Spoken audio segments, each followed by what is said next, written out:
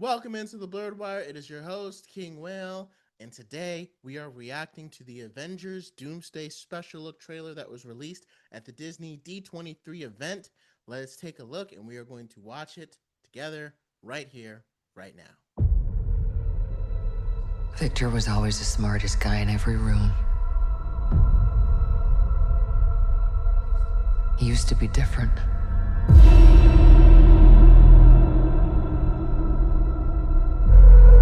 He used to be kind, he used to be caring. And then,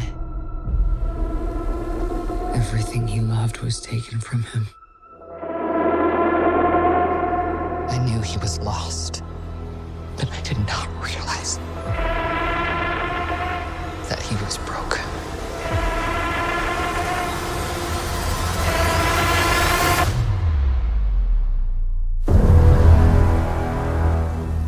Victor, did you do this? All of you have lived stolen lives. But now you must give them back. Answer me, Victor! Did you do this? I swear, you will beg for a hell long before I grant it.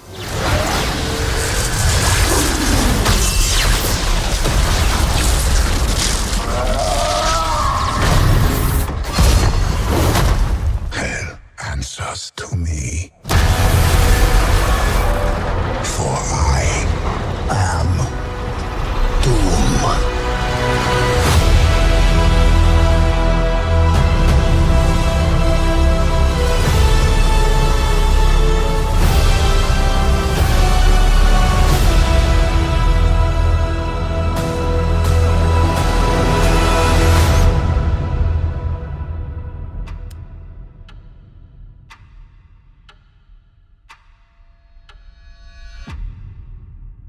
All right, all right. I got a hand to him. That special look, I probably like that more than the actual trailer. Um, it's like I know there's a lot of things about the multiverse saga that are a mess that Marvel didn't do a great job of pulling together. Like, how much better would this movie have been if we actually had gotten a Shang-Chi 2 in between it? If the Fantastic Four were a little bit more established, if we cared about them more. There's a lot of different things, the ways they messed up along the line. But here we are. And that trailer looks pretty good. And the thing that I like about it is because I wasn't sure how they were going to do Doom. And I was like, you can't do Doom and just have him not connect with the Fantastic Four. And there was a lot of rumors that he just wasn't going to know them or just wasn't going to care about them, or they just basically, why are they even in this movie if they have no connection to Doom?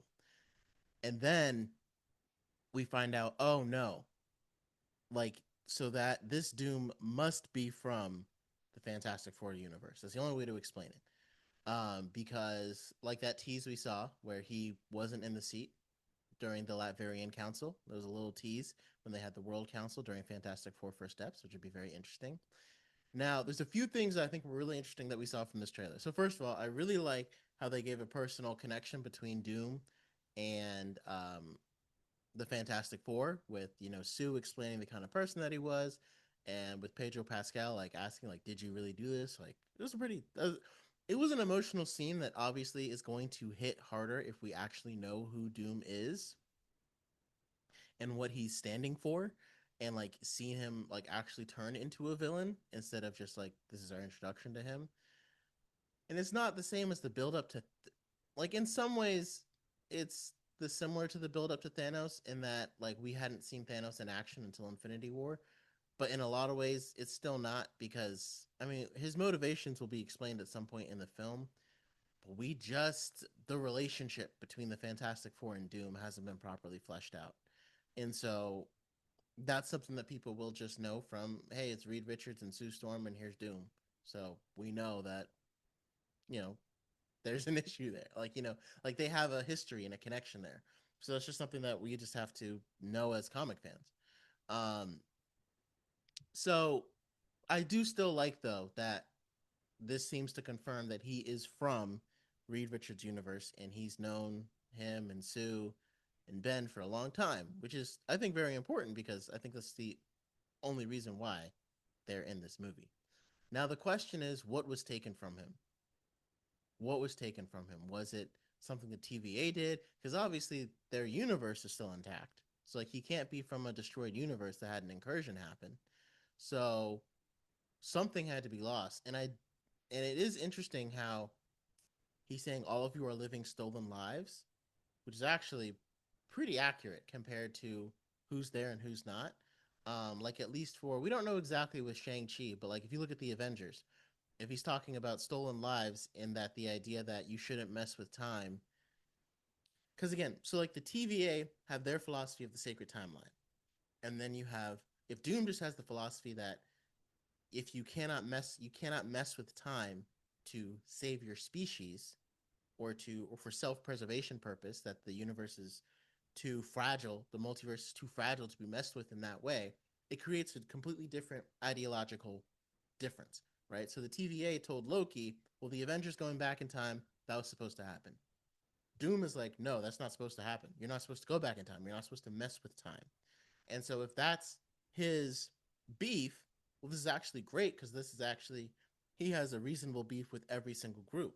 Obviously, the Fantastic Four are just there because they're personally connected with him, but the Avengers went back in time to fix the snap. And essentially, a lot of the Avengers on that team are kind of living stolen lives if that's the idea of what makes a life stolen. So, like Yelena, she snapped. Sam Wilson, he snapped. There's some people we don't know if they snapped, like Shuri, Namor. They don't really cover that exactly who blipped and who didn't. But a lot of them technically should be dead. I mean, Thor isn't, right? But a lot of the Avengers who came back, I'm trying to think from the original ones compared to because the original six all survived, but then three of them were kind of written off. And then, I guess Hawkeye probably doesn't seem like he's going to be in this film. He's not really with the Avengers right now, but his entire family coming back, that's an interesting standpoint. And that would be an interesting way, like if Doom comes to claim those lights back. And of course, the question is why. So something with them messing with time affected Doom and caused him to lose everything, and now he blames him for it.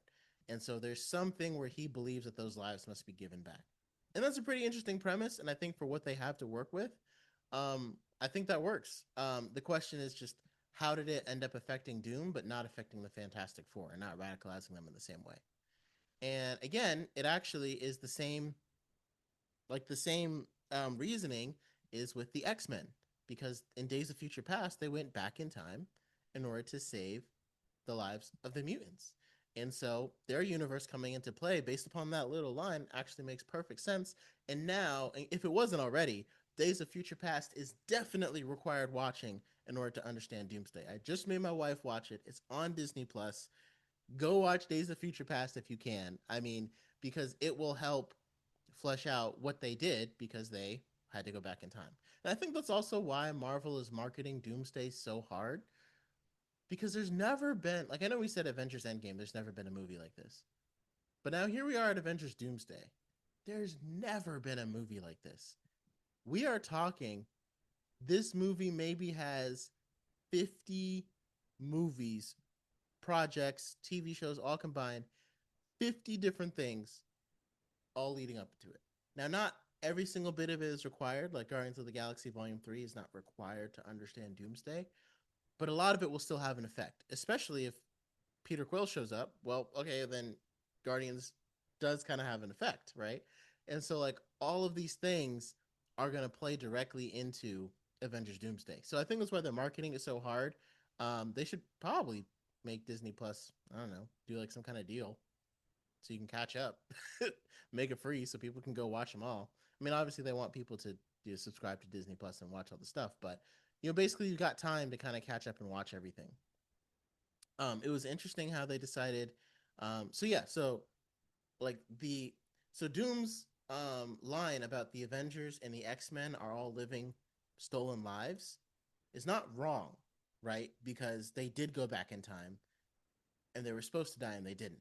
And that kind of creates a cool nuance when it comes to time travel. So it allows this movie to pick up directly after Days of Future Past and pick up directly, not even just after Endgame. Like they say, it's a spiritual successor to Endgame.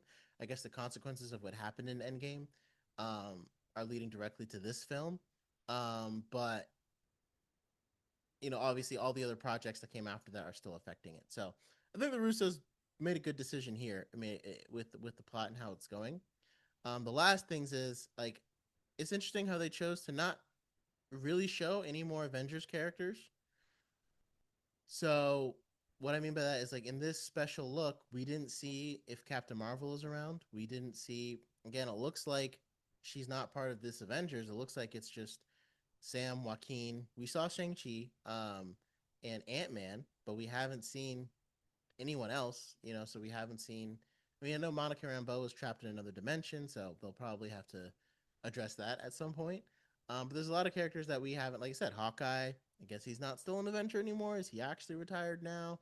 There's a few different characters that we don't end up seeing in this shot, which is kind of interesting for this trailer because it kind of rehashes the ones that we already seen Gambit, Shang-Chi. So either they're hiding something really big or this is all we're getting. It's just the Fantastic Four, like you said, Shuri, Black Panther, and then the Avengers that they saw with Sam Wilson, and then the new Avengers, obviously, with all of them. So it's still a lot, but maybe they won't explain why they're not in it. I know Doctor Strange isn't in it, or I don't believe he is. And they'll probably explain that, and so we'll see. There's a lot to come from it, and there's a lot to understand. I would love to know what like plane of existence they're on with that fight between Thor and Doom.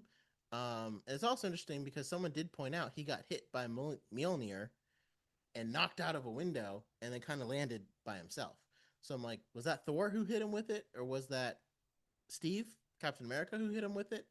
And I guess out of everybody, Steve is the one living the most stolen life of all because he went back in time to be back with Peggy. And in a way, it kind of feels like it almost kind of not going to say undoes what we saw in Endgame, but it does kind of make you look at it in a different way because that didn't end up actually being the end game because there's more to it. You know what I mean? Like it's kind of like that was supposed to be the send off for Captain America, and then it's like, well, actually, this guy's going to be mad about it. So we'll see. Um, and the last thing I think they need to. I did love the way that he like reincarnated some Sentinels to be under his control. Like that's the perfect um, combination of like mysticism and technology prowess that Doom has in the way that he's like at his prime he is Iron Man and Doctor Strange put together, right? But we need some kind of explanation as to why he's so powerful. Like I don't want us to just see Doom block Thor's you know Stormbreaker hit with two fingers and we just accept that like yeah that's just who he is. We do need some kind of, and they could do a combination of like I said magic or technology, but something's got to be stronger than that. Like is his suit made out of even vibranium suit? Like I feel like if Thor hits Black Panther with Stormbreaker he's going flying, you know what I mean? So they're going to need to come up with something to explain why Doom is just so powerful, otherwise the power scale just becomes more powerful than the next guy that I need to fight or the next basic villain. And that's where things can kind of end up getting lost. But I do think it's an interesting concept that they're living these stolen lives that need to be given back, and that Doom is directly um, addressing that it here with his I guess attack on, and who is he attacking, what is he attacking, and the thing I'm curious of is again, what did he lose and why didn't it affect the rest of the Fantastic Four's universe? So let me know your thoughts, let me know your theories. What do you think Doom may have lost? If you think Doom means something different by Stolen Lives that I'm talking about, feel free to drop that in the comment section below. And let me know your thoughts. Are you excited about it? Or, like, I know I had a lot of mixed feelings about this. I still don't really love Robert Downey Jr. playing Doom. But again, I love that so far we've not seen him take off his mask. And I think that's the best way to make this movie breathe and allow Doom to be his own character is if Robert Downey Jr. just wears the mask for the entire movie, honestly. Because the Latvian accent is killer. He really is murdering it with that. So let me know your thoughts in the comments. And make sure you drop a like and subscribe. And thank you so much for watching.